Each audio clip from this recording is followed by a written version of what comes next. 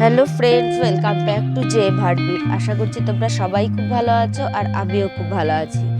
তো আজকে একটা ভিডিও তোমাদের সাথে শেয়ার করছি। এই ভিডিওটা আমার অনেক আগেই কিন্তু শ্যুট করা ছিল। তো এটা হলো কালী পুজোর দিনের ভিডিও। তো ভিডিওটা আমি তোমাদের সাথে শেয়ার করতে পারিনি, যেহেতু ভিডিওটা দিদির ফোনে রেকর্ড হয়েছিল। তো ওর ফোন থেকে আমি তখন নিতে পারিনি, তাই জন্য ভিডিওটা ছাড়তে আমার একটু লেট হলো। তো চলো দেখে নিই সেই দিন কালী পুজোর দিন কী কী করলাম।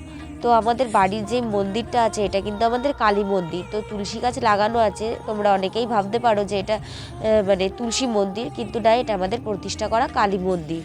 তো আমরা কিন্তু কোনো মাটির প্রতিমা এনে পুজো করতে পারি না। মানে যেই গুরুদেব আমাদের প্রতিষ্ঠা করে দিয়েছেন মন্দিরটা, তিনি একটা ঠাকুরের ফটো, কালী ঠাকুরের ফটো আমাদের দিয়েছেন, সেটা দিয়েই বলেছেন পুজো করতে। আর পুজোর সময় কোনো ব্রাহ্মণ দিয়েও আমরা কিন্তু পুজোটা করতে পারবো না। আমার বাবাই কিন্তু পুজোটা করেন। আর ঠাকুরের জন্য যেই ভোগটা রান্না করা হয় সেটাও কিন্তু আমাদের ঘরের লোকেরই করতে হবে, মানে বাইরের কাউকে দিয়ে কিন্তু সেই রান্নাটা করানো যাবে না। তো এই জন্যই কিন্তু আমাদের পুজোটা এইভাবেই করা হয়। প্রতি বছরই কিন্তু কালী পুজোতে আমরা পুজো করে থাকি।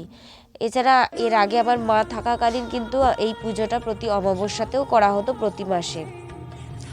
তো এখন আমরা দেখো এই পুজোটা কিন্তু আমাদের মতন করেই করে নিই। আর আমাদের যেহেতু ঘর হচ্ছে, তোমরা সবাই জানো, আমাদের কিন্তু মন্দিরটা যেহেতু তোলা যাবে না, ভেতরেই হয়ে গেছে, আমাদের ঘরের ভেতরেই কিন্তু মন্দিরটা আমাদের হয়ে গেছে। তো আমরা দেখো এখানে কিন্তু মন্দিরে 21টা মোম ধরাই। আর এইভাবে কিন্তু সব ভোগ দিয়ে খিচুড়ি রান্না হয়, পায়েস রান্না হয়, আর নানান ধরনের ফল আর মিষ্টি দিয়ে কিন্তু আমরা পুজোটা দিয়ে থাকি।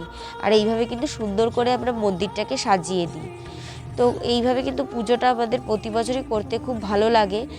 কিন্তু আগামী বছর আমরা করতে পারবো না পুজোটা, যেহেতু আমাদের ওষুধ পড়ে গেছে, আমার জেঠিমা মারা গেছে। তো পুজোটা আর সামনের বছর হবে না।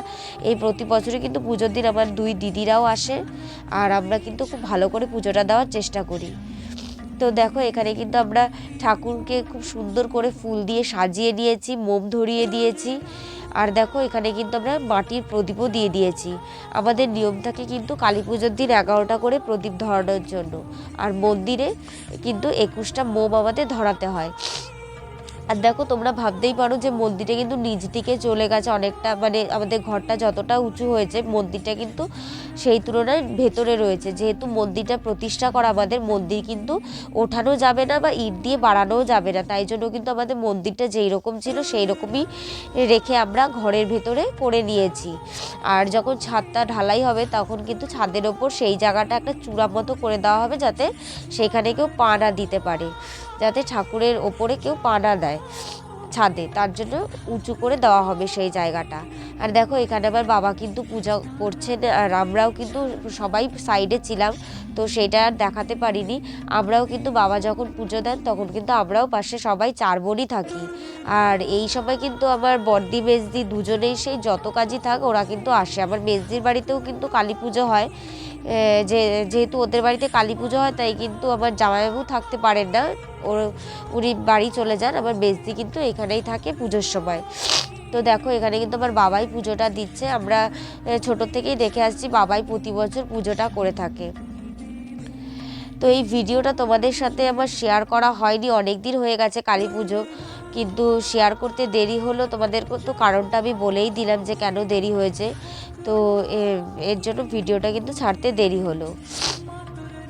আর এই রকম আমাদের যে মন্দিরটা প্রতিষ্ঠা করে দিয়েছে যেই গুরুদেব, উনি আর এখন মানে বেঁচে নেই, তার জন্য আমরা ওনার কাছে কোনো পরামর্শ নিতে পারিনি যে মন্দিরটা তোলা যাবে কি না আদৌ।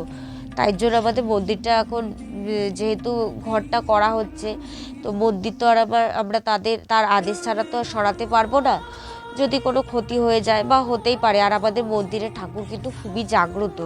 আমরা মোটামুটি যেটাই মন দিয়ে ডাকি সেটা কিন্তু আমাদের সফল হয়। তো তোমরাও দেখবে আমাদের মন্দিরে, যদি এখানে যেহেতু ভিডিওটা ছেড়েছি, তোমাদেরও যদি কোনো মনের আশা থাকে তো তোমরা কিন্তু আমাদের মন্দিরের ভগবানকে বলতে পারো, কালীমাকে। আমরা আশা করি যে সবারই কিন্তু মনের বাসনাটা মা কালী কিন্তু সফল করেন। এর প্রমাণ কিন্তু আমরা অনেকবারই পেয়েছি। এর জন্য কিন্তু আমরা এই মন্দিরকে খুব মেনে চলি, আর যতটা পারি আমরা কিন্তু সেইভাবে চলার চেষ্টা করি যাতে মন্দিরের কোনো রকম ক্ষতি না হয়। এই জন্যই কিন্তু এই রকম সিদ্ধান্ত নেওয়া হয়েছে যে মন্দিরটা আমরা ঘরেই নিয়ে নেব, মন্দিরটা আর বাইরে রাখা যাবে না।